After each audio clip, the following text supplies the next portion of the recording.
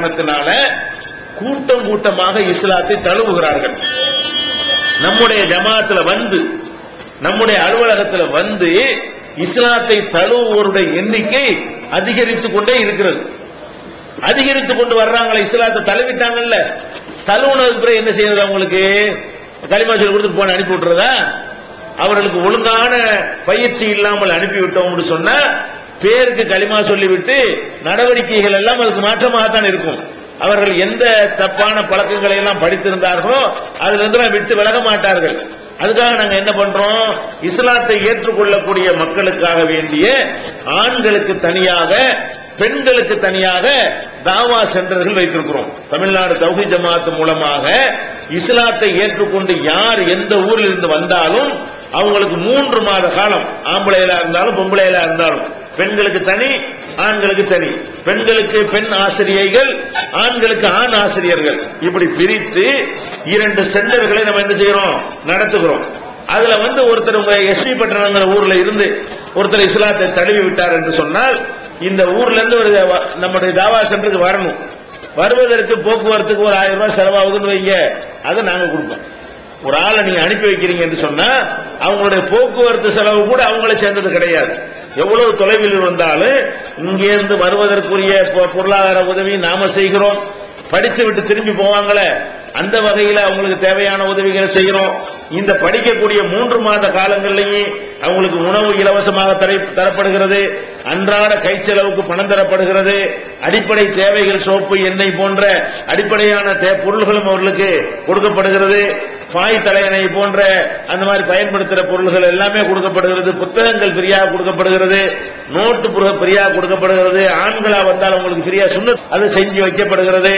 இதெல்லாம் வச்சீங்கன்னா ஒரு மனிதனுக்கு ஒரு ஆளு தாவா சென்டர்ல படிப்பதற்காக வேண்டி 3 மாசம் படித்தால் ஒரு ஆளுக்கு 10,000 ரூபாய் செலவாகும். அவருடைய போக்குவரத்து செலவு, அவருடைய புஸ்தகம், அவருக்கு சுண்ணத்து பண்றது, அவருக்கு பாய் தலைவாணி வாங்கி கொடுக்கிறது, கை செலவுக்கு பணம் கொடுக்கிறது, இது மாதிரி எல்லாம் கணக்கு பண்ணி பார்த்தா 3 மாதத்துக்கு வந்து ஒரு ஆளுக்கு 10,000 ரூபாய். இந்த மாதிரி ஆண்களும், அதுபோல அரசாங்கத்தில் கெஜெட்ல பேர் மாத்துறது, அவங்க பேர்ல இருப்பாங்க, கெஜெட்ல போய் மாத்தணும், அதுக்கு செலவாகும், அபிடவிட் போடணும், புரட்சி சட்டப்படி அவங்களை வந்து முஸ்லிம்களாக வாழ்வதற்கு என்னென்ன செய்யணுமோ இது எல்லா காரியமும் செய்து கொடுக்கப்படுற காட்சியை பார்க்கிறோம். வேற எங்க இது இருந்தது? எங்களுக்கெல்லாம் பசுமரத்து ஆணி மாதிரி நினைவு இருக்கிறது.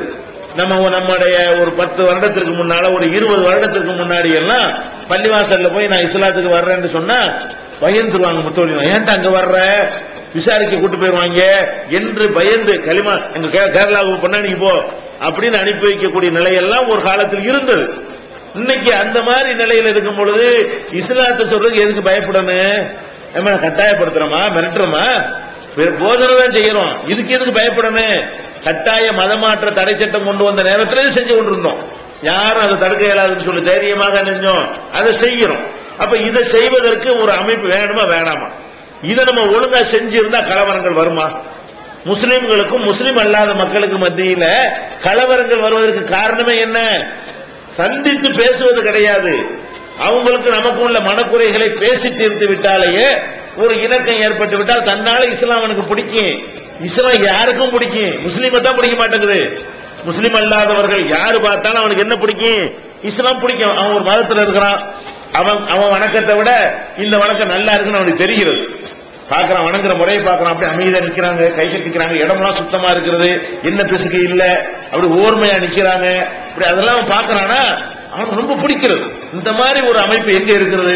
நம்முடைய நோன்பு அவனுக்கு பிடிக்கிறது, நம்முடைய கடவுள் கொள்கை அவனுக்கு பிடிக்கிறது, மதத்தை சொல்லி ஏமாத்தாம இருக்கிறாங்கல்ல சுரண்டல், அது அவனுக்கு நல்லா பிடிக்கிறது, புரோகிதம் இல்லைன்னா அவனுக்கு பிடிக்கிறது, அறிவுபூர்வமா இருக்கிறவனுக்கு பிடிக்கிறது. இப்படி எட்டி பார்க்க வர்றான், நம்மளை பிடிக்கல. அவனுக்கு எது பிடிக்குது? இஸ்லாம் நல்லா பிடிக்கிறது, நம்மளை பிடிக்க மாட்டேங்குது. அப்ப நம்மள்ட்ட தான் கோளாறு. நம்ம கொஞ்சம் சரி பண்ணிக்கிட்டோம்னு சொன்னா இஸ்லாத்தை பிடிக்க வைக்கிறதுக்காக நீ ஒன்னும் செய்ய தேவையே இல்லை, அதுவா பிடிக்கும். அதுவே நல்ல பொருள், யாருக்கும் பிடிக்கும். அபூஜஹில் மாதிரி ஆட்களை பிடிக்கதான் செஞ்சு, அவன் கௌரவத்தினால வராம தொலைஞ்சு போயிட்டானே தவிர அவனு கூட சரியான மார்க்கம் ஒத்துக்கிறதான் செஞ்சான். அந்த உயர்வு தாழ்வு, இங்க ஏழை பணக்காரன் நீ பாகுபடுத்த மாட்டேங்கிற, எங்களை அவங்களே சமமாக்குறேன்ற அந்த ஒரு கான்செப்ட்ல தான் அவங்க கூட ஒதுங்கி போனான். மீதி உள்ள எல்லாரும் ரசூல் ஸல்லல்லாஹு அலைஹி வஸல்லம் அவர்களை எதிர்த்தவங்க தானே, எதிர்த்தவங்களுக்கு பிடிக்காம இருந்துச்சு. அப்ப இஸ்லாம் ஒரு பிடிக்கக்கூடிய ஒரு அழகான ஒரு கொள்கை. அந்த கொள்கையை நம்ம சரியா சொல்லாதனால நம்ம எப்படி பயப்படுறாங்க சண்டை கோழி மாதிரி. அந்த கோழிக்கு அடகாக்குற குஞ்சு இருக்கு பத்தியலா, அந்த கோழிக்கிட்ட யாரு பண்ணாலும் கொத்த வரும், பாஞ்சுக்கிட்டு இருக்கு கொஞ்சம் காப்பாத்துறங்கிற பேர்ல. நம்ம ஆளுக்கு அப்படிதான் இருக்கிறாங்க. எப்படி இருக்காங்க? முஸ்லீம் எல்லாம் ஒருத்தவங்க வந்துட்டான், இவன் அங்க வந்தான், இவன் பிள்ளைகளுக்கு வந்தான், இவன் அப்படின்னு எப்படி வருவான் நாளைக்கு? அப்ப அந்த மாதிரி நம்முடைய போக்கு சரியில்லை. நம்முடைய அந்த கர்ண கடூரமான அந்த பார்வைகள் மாற்றப்படுமையானால் இஸ்லாத்து பல நன்மைகளால ஏற்படும். என்ன ஏற்படும்? கலவரங்கள் இருக்காது. எல்லா சமுதாயம் அண்ணன் தம்பி எல்லாம் பழகுவாங்க. இஸ்லாத்தில் உள்ள கசப்பு நீங்கும் போது இஸ்லாத்தை தழுவுவாங்க. அப்ப நம்முடைய வலிமை அதிகரிக்கும். அப்ப அந்த மாதிரியான பல நன்மைகள்லாம் ஏற்படுது. இது நம்முடைய கடமையான ரசூலுல்லாஹ் கடைசி நபிங்கிறோம். அவங்களுக்கு நபி வரமாட்டாங்கிறோம். நபி அவர் பார்த்துக்குவாரு, அவர் போய் சொல்லிக்கிறாரு. இப்ப அத்துவானிக்கெல்லாம் யாரு சொல்றதுன்னு கேட்கிறேன். அதுக்கு ஒரு ரசூலுல்லாஹ் வருவாங்களா? அத்துவானி, வாஜிபாய், ராமகோபால் நம்ம இஸ்லாத்தை சொல்ல வேண்டியது இல்லையா? நம்ம என்ன சொல்லணும்? அப்ப நபிமார்கள் கடைசி நபின்ற ரசூலுல்லாஹ்வை ஏற்றுக்கொண்டிருக்கக்கூடிய நாம நம்ம ஊர்கள்ல வாஜிபாய் இருக்கத்தானே செய்யறாங்க, அவங்களுக்கு சொன்னோமா? நம்ம ஊர்கள்ல அத்வானிகள் இருப்பாங்கல்ல, அவங்களுக்கு சொன்னோமா? நம்ம ஊர்கள்ல ராமகோபாலன் இல்லாமையா இருக்கிறாங்க, அவங்களுக்கு சொல்லணுமா இல்லையா? அப்ப நம்ம பிற மக்கள் மத்தியில இணக்கமாக வாழணும். தௌஹீத் ஜமாத் தன்னுடைய முதல் திட்டமாக இதை எடுத்து சும்மா வரட்டு தத்துவமா நாங்க சொல்றது இல்ல. ஒரு விஷயத்தை சொன்னோம் சொன்னா அதை செயல்படுத்தும் அழகான முறையில் சொல்லிட்டு முஸ்லீம் அல்லாதவர்களுக்கு சொல்லுங்க. நான் கேட்கிறேன், வெளிநாடுகள்ல இருந்து கோடி கோடியாக பணம் வாங்கக்கூடிய முஸ்லீம் இயக்கங்கள்லாம் இருக்கின்றன. அவங்கள்ட்ட ஒரு இலவசமா ஒரு குர்ஆனை வாங்கி காட்டுங்க. முஸ்லீம் அல்லாத ஒருத்தர் பேரை போட்டு கோடி கோடியா பணங்கள் கொட்டுகிறது, நாங்க தான் தாவா பண்றோம் சொல்லிக் கொண்டிருக்கிறார்கள். முஸ்லீம் அல்லாத ஒருத்தர் குர்ஆன் ஃப்ரீயா கேட்டா கொடுப்பாங்களா? கொடுக்க மாட்டார்கள். எந்த ஒரு பிரசுரம் புஸ்தகம் கூட ஃப்ரீயா கொடுக்க மாட்டார்கள். அப்ப நம்ம இந்த தாவா மட்டுமே இலக்காக கொண்டு இந்த ஜமாத்தை செயல்படுத்தி கொண்டு வருகிறோம். ஒண்ணு. முதலாவது திட்டம் என்ன? இந்த ஜமாத்து ஏன் தேவை? இந்த ஜமாத்து வெளியே இருக்கக்கூடிய மக்கள் யோசிக்கணும். ஆமா, நம்ம இதை செய்யலையே, நம்ம ஜமாத்துகள் இதை செய்யலையே, நம்முடைய உலமாக்கள் இதை செய்யலையே, இதுவரைக்கும் செய்யலையே, இவங்க தான் செய்யறாங்க. அப்ப இது நல்ல ஒரு காரியம் தானே. இவங்க இந்த மாதிரி ஒரு ஜமாத்து ஊருக்கு இருப்பது நன்மையைத்தானே தரும் அப்படின்னு யோசிக்கணுமா இல்லையா? நீங்க இந்த பையன் புதுசா சொல்றீங்கலாம் பார்க்க கூடாது. புதுசா சொல்றான், பழசா சொல்றான், சொல்றது சரியா இல்லையா? புதுசும் கிடையாது, நீங்க தான் புதுசா சொல்லிட்டு இருக்கிறீங்க. பழசுன்னா 1400 முந்தினதான் பழசு. 200 300 வருஷத்துக்கு முந்தினது புதுசு தான். அது நாங்க சொல்ற அர்த்த பழசு. பழசு மார்க்கம் சொல்றது யாரு? நபிகள் நாயகம் காலத்துல உள்ளதை கொண்டு வர்றோம். நாங்க ரொம்ப பழசுக்கு போறோம். நீங்க பழசுன்னு அப்ப மாட்டேன்னு சொல்லிட்டு இருக்கிறீங்க. அதனால இது புதிய மார்க்கம்லாம் ஒண்ணும் கிடையாது. இதைத்தான் ரசூல் ஸல்லல்லாஹு அலைஹி வஸல்லம் செஞ்சாங்க. எல்லா நபிமார்களும் போய் ஃபிரௌன்கள்ட்ட அபூஜஹல்ட்ட தாவா பண்ணாங்க. அது நம்ம செய்யணுமா இல்லையா? அப்ப அந்த வேலையை ஒரு முதல் திட்டமாக வைத்து இந்த ஜமாத்து செயல்படுகிறது. நீங்க சிந்தித்து பார்த்து இப்படியான ஒரு ஜமாத் அவசியம் என்று இதை நீங்க ஒத்துக்கொள்ளத்தான் வேண்டும். ஒன்று. இரண்டாவது திட்டம் என்னவென்று சொன்னால், பெயரளவுக்கு முஸ்லிம்களாக இருப்பவர்களை உண்மை முஸ்லிம்களாக வாழச் செய்வது இரண்டாவது திட்டம். முதல் திட்டம் முஸ்லிம் அல்லாத மக்களுக்கு இஸ்லாத்தை அறிமுகம் செய்வதை முதல் திட்டமா வைத்திருக்கிறோம்.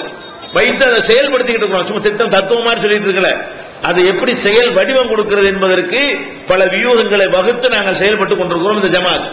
இரண்டாவதாக, முஸ்லிம்களாக பெயரளவுக்கு இருக்கிறார்கள், ஆனால் அவர்கள் நிஜ முஸ்லிம்களாக உண்மை முஸ்லிம்களாக வாழச் செய்யணும் என்பது இரண்டாவது திட்டம்.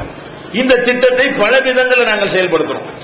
பெயரளவுக்கு முஸ்லிமாக இருக்கிறவங்களை உண்மை முஸ்லிம்களாக வாழச் செய்வதற்காக வேண்டி பல ஏராளமான திட்டங்கள் நம்ம வச்சிருக்கிறோம். எப்படி வச்சிருக்கிறோம்?